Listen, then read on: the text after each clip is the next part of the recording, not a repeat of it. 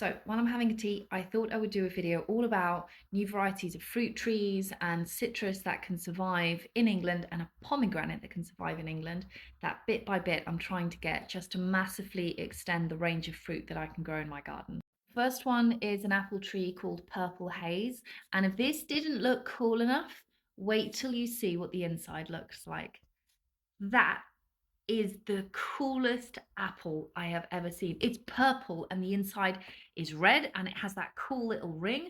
Imagine having a fruit salad with that. It would just, oh, it'd be immaculate. And on a similar topic of very interesting looking apples, there's this one which is called Surprise, and the inside, and you can't see it very well in this picture, the inside is pink. So you've got this beautiful citrusy colored orange apple, and then the inside is pink.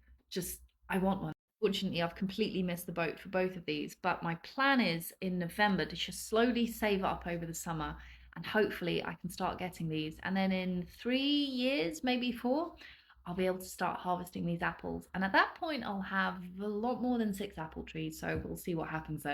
And the next one, I didn't even realize could grow in the UK, but it's a variety of pomegranate called Provence that can grow in the south of England. And this will survive down to -17, which I'm never going to get in this area.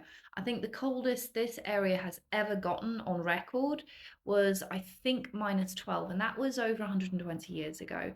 So at -17, I should be able to have two of these trees very, very comfortably, and I get to have the most banging fruit salad ever. This one's a bit of a risk because the seller is claiming that this blood orange will survive down to -6, which I'm a little bit skeptical about, but that's what they say. And I also know a section of the garden which never goes under -2 because where it is, it's a bit of a heat trap. It's right next to the house, it's right next to the gable end of my house and the neighbour's house. And I was checking it all winter. The snow that landed there just didn't settle.